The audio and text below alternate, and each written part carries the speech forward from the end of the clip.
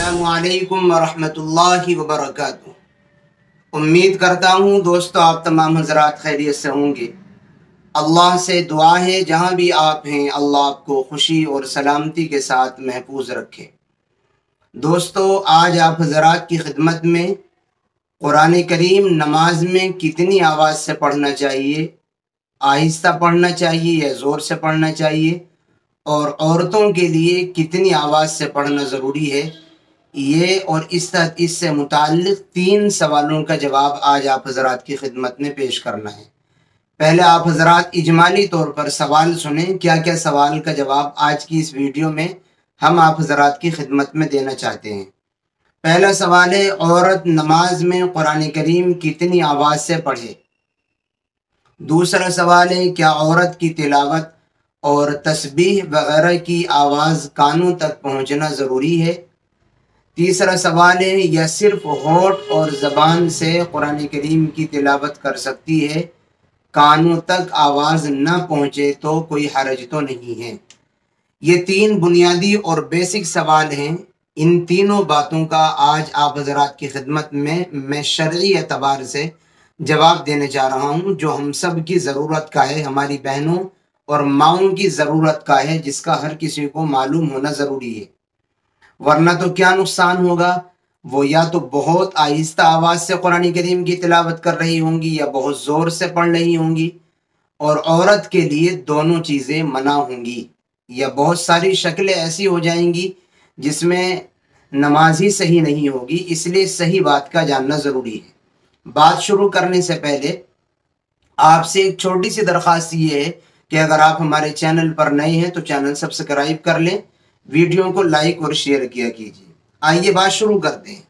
पहला सवाल, औरत नमाज में कुरान करीम कितनी आवाज़ से पढ़े। इसका जवाब ये है, नमाज में औरत के लिए कुरान करीम की तिलावत इतनी आवाज़ से होना चाहिए, औरत के लिए नहीं मर्दों के लिए भी यही है, इतनी आवाज़ से होना चाहिए कि हुरूफ सही अदा हों। जो हम पढ़ रहे हैं वो हमारी ज़बान और हमारे होठों की हरकत की वजह से उसके पढ़ने में इतनी आवाज़ पैदा हो जाए कि वो हुरूफ हमारे सही तरीक़े पर अदा हों, जो हर्फ जैसे पढ़ा जाना चाहिए वैसे ही पढ़ा जा रहा हो। और दूसरी बात, उन हुरूफ के सही अदा होने के साथ साथ उन हुरूफ की पढ़ने की आवाज़ कानों तक पहुँचना भी ज़रूरी है।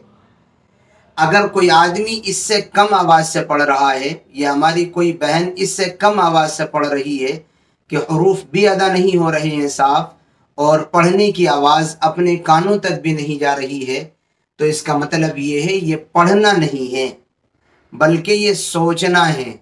और नमाज में अल्लाह ताला ने पढ़ने का हुक्म दिया है, सोचने का हुक्म नहीं दिया है। नमाज में सूरतें पढ़ने का हुक्म है, अत्तहियात पढ़ने का हुक्म है, और ऐसे ही रुकू सजदे की तस्बीहात पढ़ने का हुक्म है, उनको सोचने का हुक्म नहीं है। और ऐसा पढ़ना कोई पढ़ना ही नहीं कि जिसकी आवाज़ अपने कानों तक भी ना जाए। इसलिए ये बात समझ लेना चाहिए कि कुरान करीम इस तरीक़े पर नमाज में पढ़ना चाहिए कि हुरूफ सही अदा हो जाएं, और हुरूफ सही अदा होने के साथ साथ उनकी आवाज़ अपने कानों तक कम से कम जा रही हो। जहाँ तक बात है कि सिर्फ होंठ और ज़बान की हरकत करने से अगर पढ़ा जाए और इतनी आवाज़ भी पैदा ना हो जो अपने कानों तक चली जाएगी, तो ऐसा पढ़ना नहीं है, और ऐसा करने से नमाज सही नहीं होगी। बहुत शॉर्ट अंदाज में मैंने आपकी खिदमत में बहुत ज़रूरी बात बतलाई है, और मैं आपको इस तवक्को और उम्मीद के साथ बतला रहा हूँ कि आज तक हमारी इस ताल्लुक़ से जो गलती थी उसको दुरुस्त कर लेना चाहिए। हमारे बहुत से भाई तो तेज़ आवाज़ से पढ़ते हैं, बहुत सी बहनें तो बहुत तेज़ आवाज़ से पढ़ती हैं कि जो दूर खड़े हुए को भी आवाज़ जाती है। याद रखें, औरत को इतनी तेज़ न सिर्री नमाज में पढ़ने की इजाज़त है, न जहरी नमाज में पढ़ने की इजाज़त है। जो नमाजें आहिस्ता पढ़ी जाती हैं उनमें भी नहीं, जो नमाजें ज़ोर से पढ़ी जाती हैं उनमें भी नहीं।